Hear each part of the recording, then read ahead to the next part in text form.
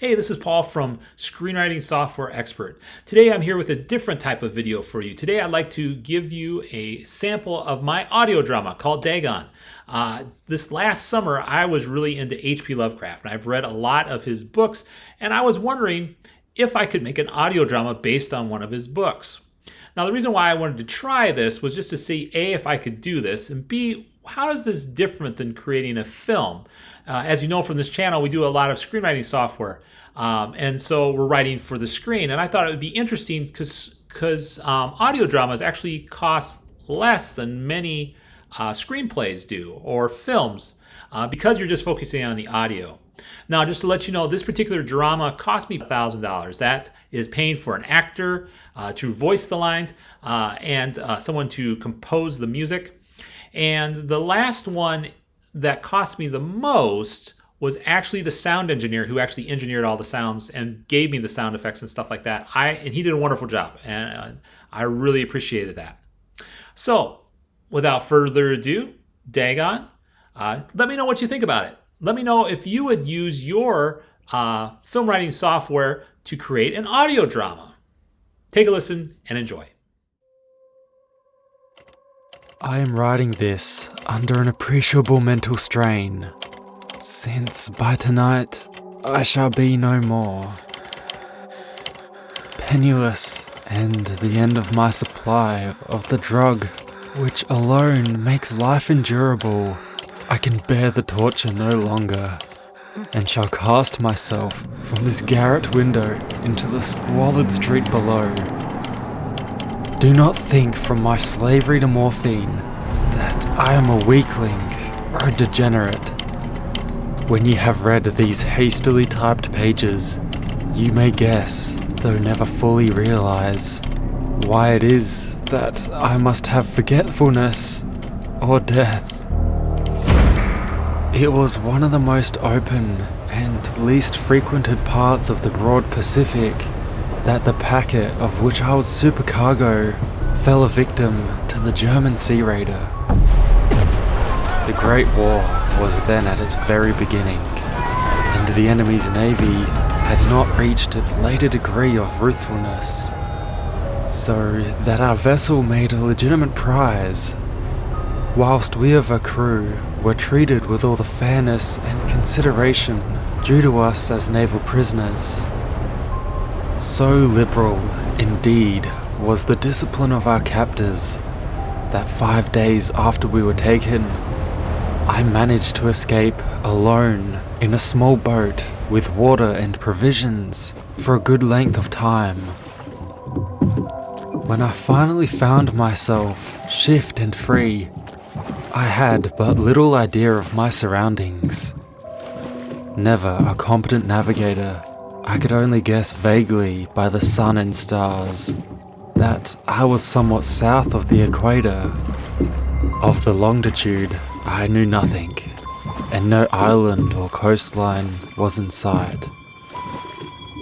The weather kept far, and for uncounted days I drifted aimlessly beneath the scorching sun, waiting either for some passing ship or to be cast on the shores of some habitable land. But neither ship nor land appeared, and I began to despair in my solitude upon the heaving vastness of unbroken blue. The change happened whilst I slept. Its details I shall never know, for my slumber, though troubled and dream-infested, was continuous. When at last I awaked, it was to discover myself half sucked into a slimy expanse of hellish black mire, which extended about me in monotonous undulation as far as I could see, and in which my boat lay grounded some distance away. Though one might well imagine that my first sensation would be of wonder at so prodigious and unexpected a transformation of scenery, I was, in reality, more horrified than astonished. For there was in the air, and in the rotting soil, a sinister quality which chilled me to the very core.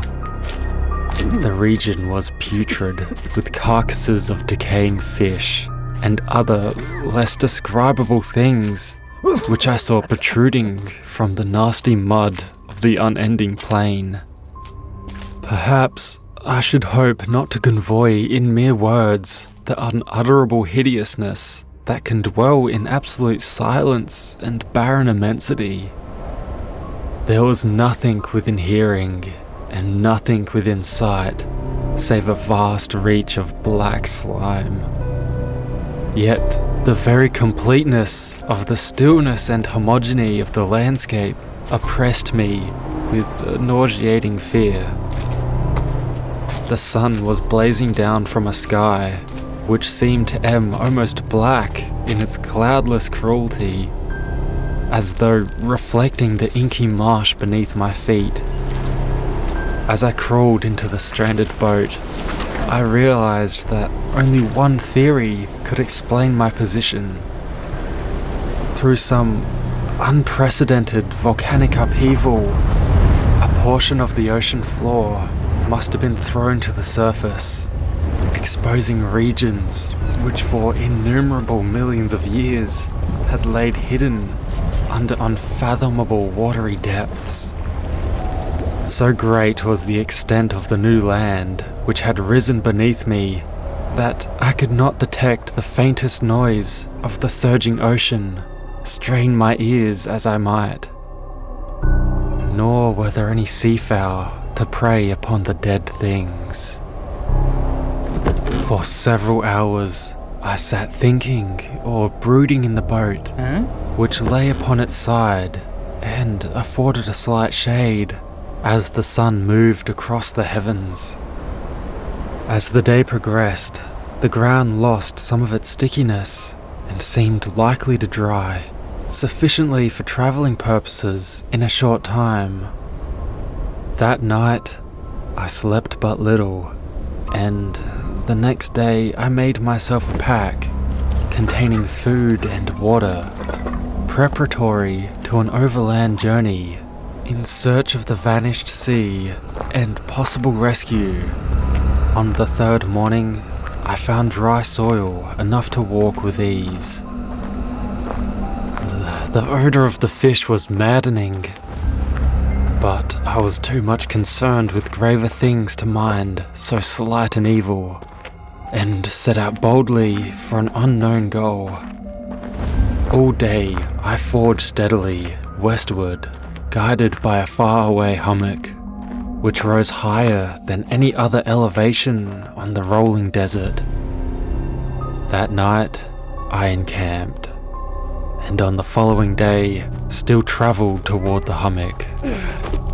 Though that object seemed scarcely nearer than when I first espied it, by the fourth evening, I attained the base of the mound, which turned out to be much higher than it had appeared from a distance, and intervening valley setting it out in a sharper relief from the general surface.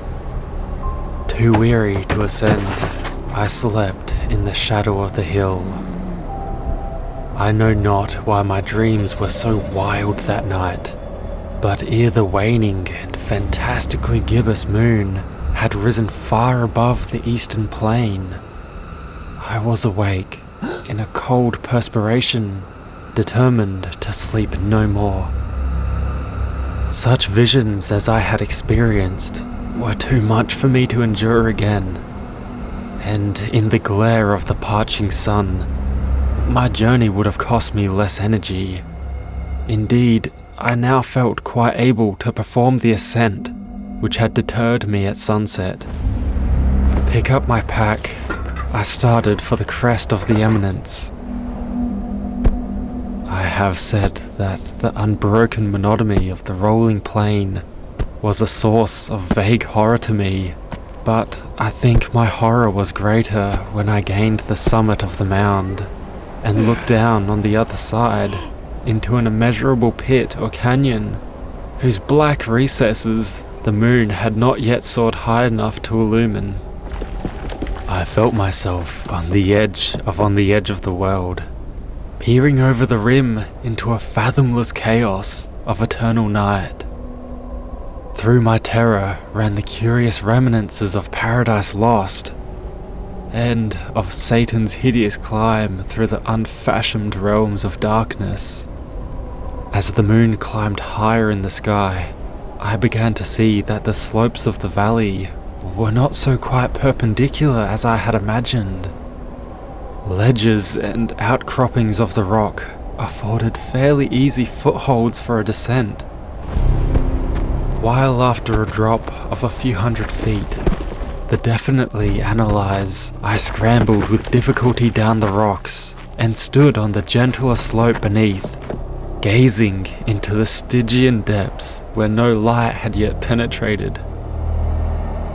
All at once, my attention was captured by a vast and singular object on the opposite slope, which rose steeply about 100 yards ahead of me. An object that gleamed whitely in the newly bestowed rays of the ascending moon. That it was merely a giant stone, I soon assured myself, but I was conscious of a distinct impression that its contour and location were not altogether the work of nature. A closer scrutiny filled me with sensations I cannot express. For despite its enormous magnitude and its position in the abyss which had yawned at the bottom of the sea since the world was young, I perceived beyond a doubt that the strange object was a well-shaped monolith whose massive bulk had known the workmanship and perhaps the worship of living and thinking creatures. Dazed and frightened, yet not without a certain thrill of scientists' or archaeologists' delight, I examined my surroundings more closely. The moon, now near the zenith, shone weirdly and vividly above the towering steeps that hemmed in the chasm, and revealed the fact that a far-flung body of water flowed at the bottom, winding out of sight in both directions and almost lapping at my feet as I stood on the slope. Across the chasm, the wavelets washed over the base of the cyclopean monolith, on whose surface I could now trace hieroglyphs, unknown to me, and unlike anything I had ever seen, such as fishes, eels, octopi, crustaceans, mollusks, whales and the like. Several characters obviously represented marine things, which are unknown to the modern world, but whose decomposing forms I had observed on the ocean-risen plain. It was the pictorial carving, however, that did the most to hold me spellbound. Plainly visible across the intervening water on account of their enormous size were an array of bas-reliefs whose subjects would have excited the envy of Dory. I think that these things were supposed to depict men. At least, a certain sort of men, though the creatures were shroon, disporting like fishes in the waters of some marine grotto, or paying homage at some monolithic shrine which appeared to be under the waves as well. Of their faces and forms I dare not speak in detail, for the mere remembrance makes me grow faint. Grotesque beyond the imagination of Poe or Bueller, they were damnably human in general outline, despite webbed hands and feet, shockingly wide and flabby lips, glassy, bulging eyes, and other features less pleasant to recall. Curiously enough, they seem to have been chiseled badly out of proportion with their scenic background, for one of the creatures was shown in the act of killing a whale, represented as but little larger than himself. I remarked, as I say, their grotesqueness and strange size, but in a moment decided that they were merely the imaginary gods of some primitive fishing or seafaring tribe, whose last descendant had perished eras before the first ancestor of the Piltdown or Neanderthal man was born. Awestruck at this unexpected glimpse into a past beyond the conception of the most daring anthropologist, I stood musing whilst the moon cast queer reflections on the silent channel before me. Then suddenly I saw it, with only a slight churning of the water to mark its rise to the surface. The thing slid into view above the dark water. Vast, Polyphemus-like, and loathsome. It darted like a stupendous monster of nightmares to the monolith, about which it flung its gigantic scaly arms, the while it bowed its hideous head and gave vent to a certain measured sounds. I think I went mad then. Of my frantic ascent, of the slop and cliff, and of my delirious journey back to the boat, I remember little. I believe I sang a great deal, and laughed oddly when I was unable to sing.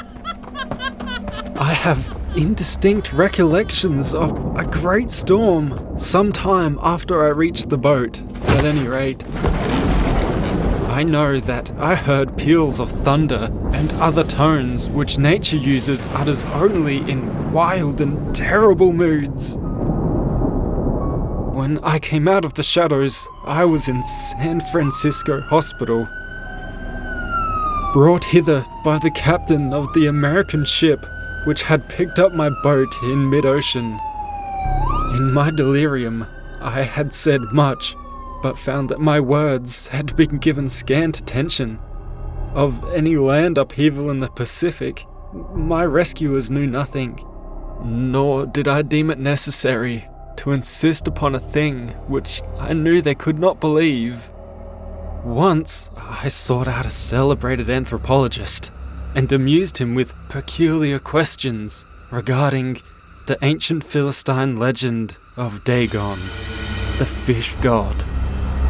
But soon perceiving that he was hopelessly conventional, I did not press my inquiries. It is at night, especially when the moon is gibbous and waning, that I see the thing. I tried morphine, but the drug has given only transient surcease, and has drawn me into its clutches as a hopeless slave. So now, I am to end matters, having written a full account for the information or the contemptuous amusement of my fellow men. Often I ask myself if it could not have all been a pure phantasm, a mere freak of fever, as I lay sun-stricken and raving in the open boat after my escape from the German men of war. This I ask myself, but ever does there come before me a hideously vivid vision in reply. I cannot think of the deep sea without shuddering at the nameless things that may at this very moment be crawling and floundering on its slimy bed, worshipping their ancient stone idols and carving their own detestable likeness on submarine obelisks of water-soaked granite. I dream of a day when they may rise above the billows to drag down in their reeking talons on the remnants of puny, war-exhausted mankind, of a day when the land shall sink and the dark ocean floor shall ascend amidst universal pandemonium. The end is near. I hear a noise at the door, as of some immense slippery body lumbering against it. It shall not find me. God, that hand. The window! The window!